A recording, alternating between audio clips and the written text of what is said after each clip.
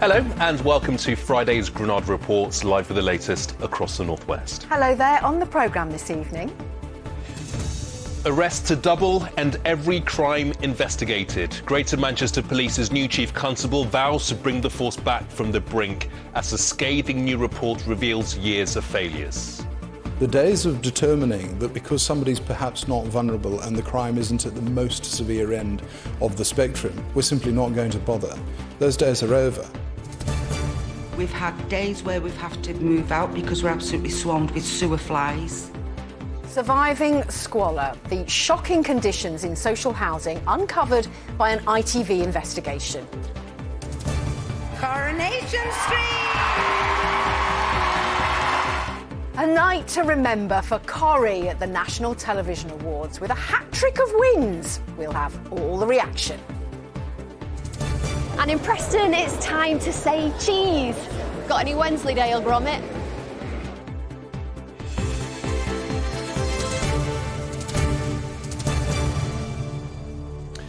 Yes, many thanks indeed for your company. First tonight, and another damning report on our region's biggest police force reveals years of failures at Greater Manchester Police. Victims of crime were rarely thought about first, and the force missed opportunities to safeguard vulnerable victims. The review was commissioned in January by the Mayor of Greater Manchester, Andy Burnham.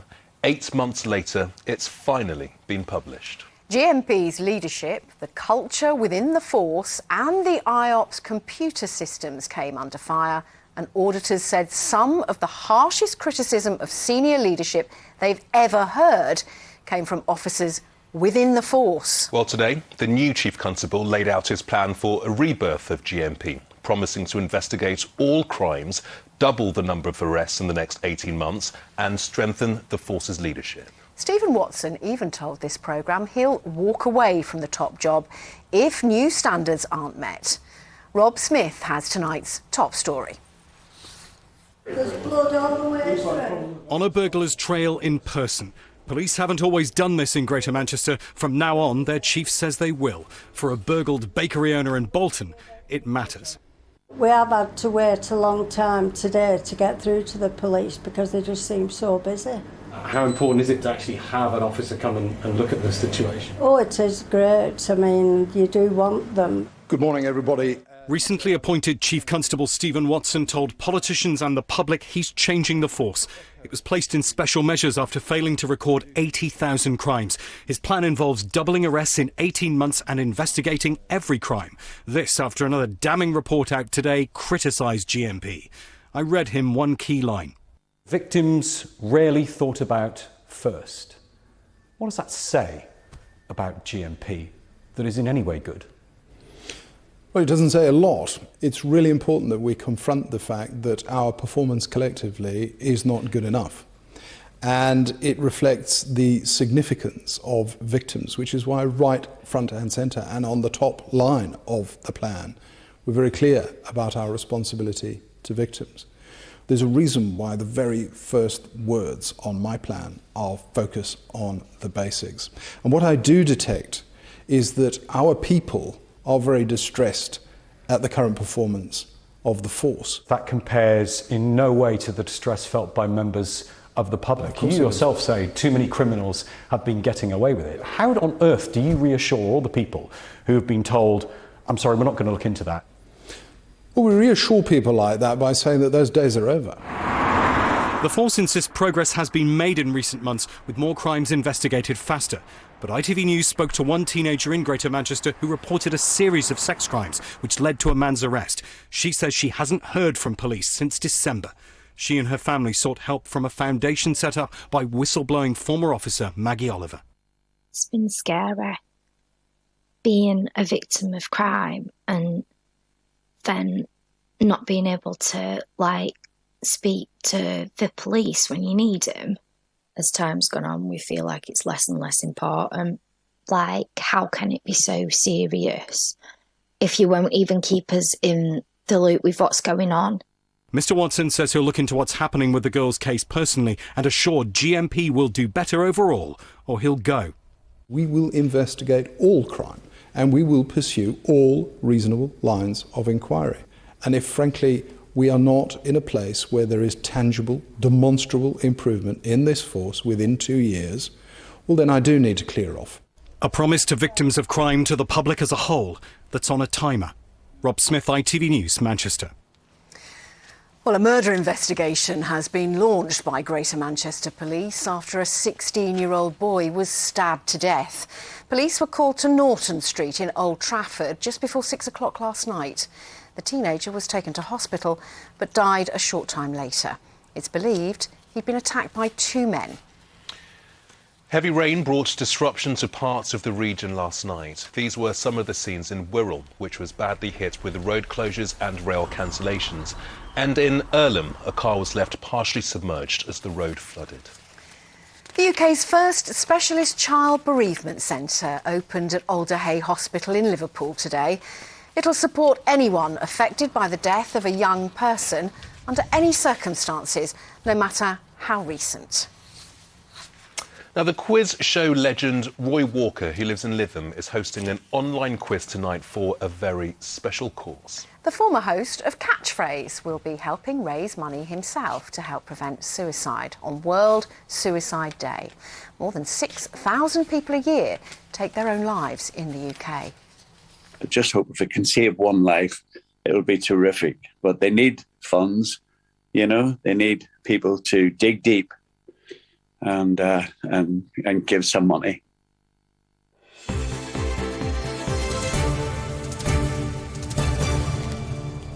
Now, over the last few months on ITV News, many of you may have seen coverage of the unsafe and uninhabitable social housing people have been forced to live in across the UK.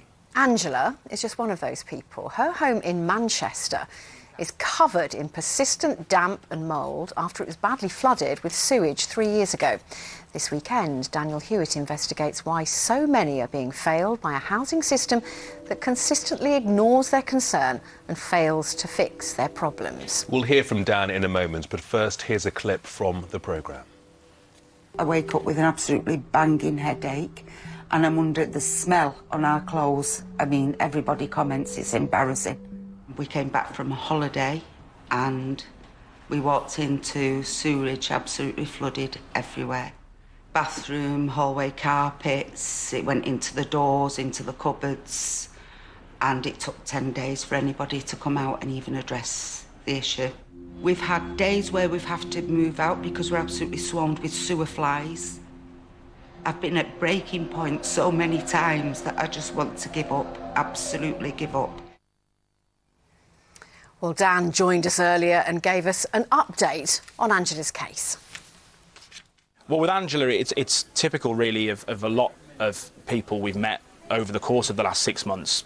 Something goes wrong in their property, they assume if they complain it will get looked at properly. It doesn't get looked at properly, the problem gets worse, and by the time it starts to get looked at, if indeed it does get looked at all, it's got so bad that it's starting to affect everything about their lives, and that's what happened with Angela. And Guinness say that they did their best to try and fix these problems. That is contested very much by Angela, and Angela feels like she was left to live in a property that in the end she would describe as squalor. Dan, you started reporting on social housing conditions 6 months ago. Often people will tell us that things are bad, but I suppose seeing it in the flesh is when it's the most shocking.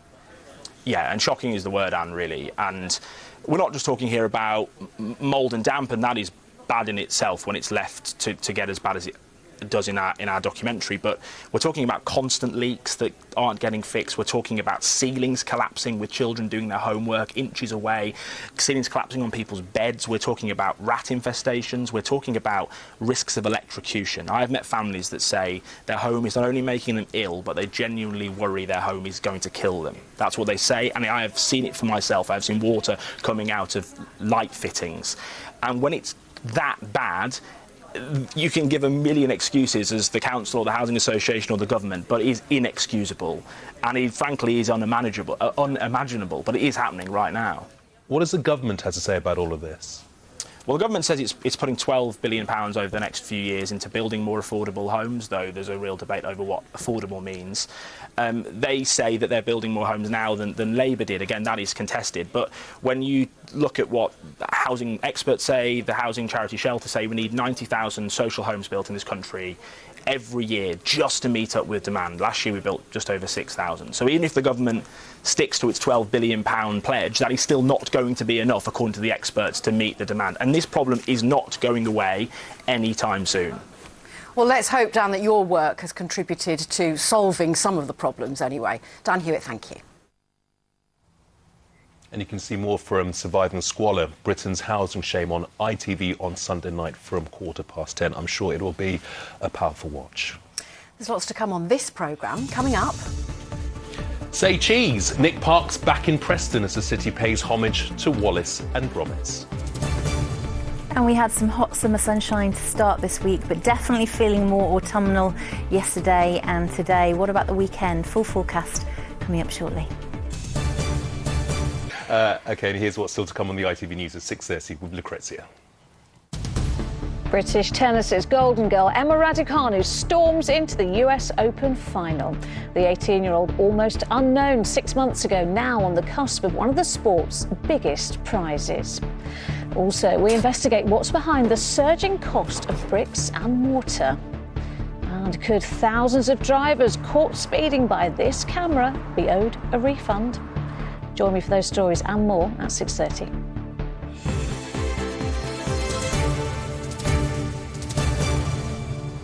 Next, they've been to the moon, caught a serial killer and have even had their own ride in Blackpool. Yeah, we're talking about the eccentric inventor and his canine friend, Wallace and Gromit. And after more than 30 years of making us laugh, a sculpture has been unveiled in their creator's hometown of Preston. Sarah Rogers reports on the unveiling. Heavens above, Gromit, look at this. It was a grand day out for animator Nick Park unveiling a bronze statue of beloved characters Wallace and Gromit in his hometown of Preston. His claymation creations have earned him 4 Oscars and are now cast in bronze. The finish of it is incredible. It's not going to melt in the Preston rain, is it? It's not going to melt like plasticine. We made sure it was bronze rather than plasticine. You've got so many achievements, Oscars on the mantelpiece, but how does this compare? Well, it's just amazing, really. This really takes the biscuit. You know, to have this kind of recognition from your home people. You can take the boy out of Preston, but it's in my blood. You never really leave, to be honest. The statue depicts the film The Wrong Trousers and is part of the city's massive regeneration project. Nick had a huge part in the design process, the idea of a statue bench to bring in visitors along with the easing of restrictions, and that it did, including some of Nick's old classmates. Was he ever in trouble? Never in trouble. How could we possibly say anything like that? He was never in trouble. Model student. Oh, model student! That's just grand. Well, it's the perfect place to just sit down, maybe do a little bit of people watching, have a picnic maybe. But what would we eat? They will cheese. Yeah. Nobody like any Wensleydale? Perfect place to sit down and have a spot of cheese, yeah. The fact is, I'm just crackers about cheese. What do you think Wallace and Gromit would make of it? I think it would be hold tight, lad, and think of Lancashire hot pot. I think Gromit would be a bit more like me, he'd be a bit kind of shy, but Wallace would just take to it. He'd just love it. Well done, we did it! Ha-ha! I suppose there's just one last thing to add. Cracking job, Nick. Sarah Rogers, ITV News in Preston. Oh, he was thrilled to bits, wasn't he? Career highlight there for Sarah Rogers, I think. I love that line. You can take the boy out of Preston, but you never really leave. Yeah. Next, and after what feels like a very long time since we've seen a big showbiz event, the glitz, glamour and red carpet were on show at the National Television Awards. Yes, and it was a great night for Coronation Street, scooping 3 awards, all now coming back to the cobbles. Caroline Whitmore was there to catch all the action, and as ever, TV's Oscars didn't disappoint. Yo. Hello to everyone back home. Hello. Nails shine like Christmas. Heels on 6 inches. Throw the glitter on me. I've got it everywhere. Legs, hair, body. Do it. Business, and he all about his business. We see you on the telly. Well, it's TV's biggest night of the year, of course. The National Television Awards here at the O2 Arena is back. Body shape Coca-Cola. Sally, you're up for Best Serial Drama Performance. You know the moment you found out that Seb had died and you were on your knees? It was amazing, but I was like, Kevin, give her a cuddle. No. Why not? COVID? Oh, you couldn't cuddle because of COVID. Yeah. Oh, well, I'll let him off then. Yeah, you got to let him off because, to be fair to Mike Lavelle, who I adore, he was like, I'd give her a cuddle. I'd be giving her a cuddle.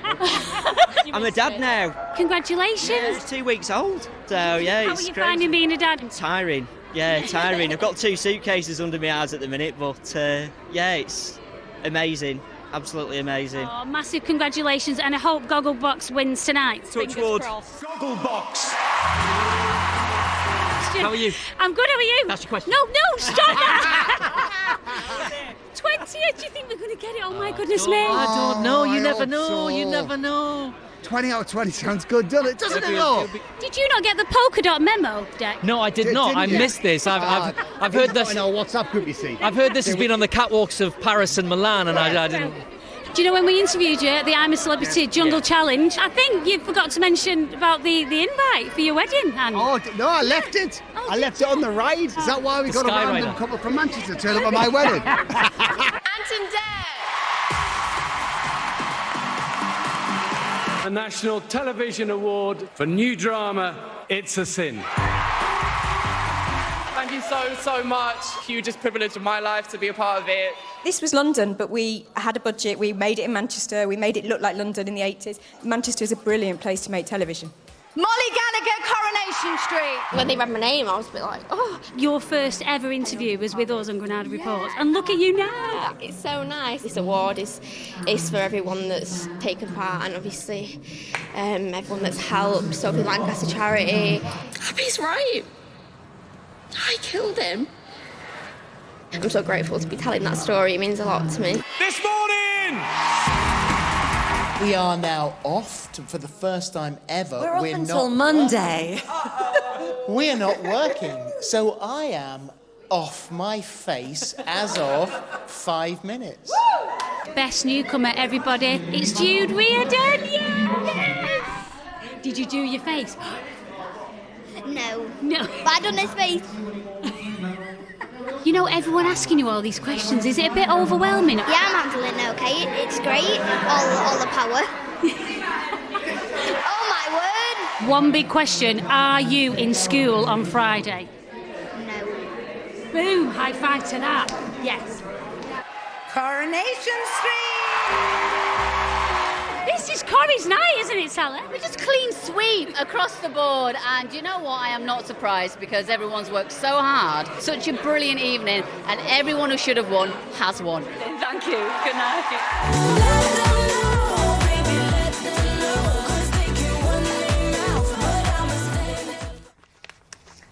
Top telly. And now more. The weather with Kerry. Now that is brew weather. And only boiling what she needs. United Utilities sponsors ITV Granada weather. Big up you, sis. Hello, very good evening to you. Improving a little bit towards the weekend, a bit more in the way of sunshine. Evidence certainly of some cloud breaks today, a little bit of blue sky coming through, but it was generally cloudy. We had some rain around first thing this morning, and yes, a few scattered but heavy showers during the course of the afternoon. A look back at this week, definitely a week of two halves. That heat wave for the first half, culminating in a balmy Blackpool midweek at 30 Celsius. Pretty oppressive in Preston last night, 16 degrees, and Morton and the Wirral yesterday, by the end of the day, had 50 millimetres of rainfall, and that's about 3/4 of what we'd expect for the whole of September for that area. And even this morning around Merseyside, pretty unsettled, a lot of cloud around with showery outbreaks of rain, but those heavy showers did become more scattered as we head into the afternoon with low pressure and humid air in charge. It does push away and it leaves us sort of in the middle for the weekend. So for the end of Saturday and the beginning of Sunday, not too bad, but then we look to the southwest for this little feature, and we're already and still quite uncertain about where that will park in the western parts of the UK by the end of the weekend. But as we head towards the end of today, cloudy skies, bits and pieces of rain coming through overnight tonight, murky over the hills, another mild and muggy one. And there are sun times as we head into the weekend, 6:36 and 7:38. Now tomorrow, a cloudy start, murky, poor visibility over higher ground, some showery outbreaks, but we've got a little bit more of a breeze from the west pushing those showers eastwards. And so certainly by tomorrow evening, we are expecting the best of any sunshine and the drier conditions. As we head into Sunday, not bad, but we look to the southwest for later on. United Utilities sponsors ITV Granada weather. 2 sugars, please. Oh, lovely. On Sunday, we've got the return of All Around Britain on ITV. Join Alex Berethford and Ria Hebden, who'll be at Silverstone to explore the home of British motor racing. And you can find out why this 80-year-old retired army major is sailing around the country in a homemade boat. That's on Sunday at 11:55 on ITV. For now, have a great evening. Night-night. Bye-bye.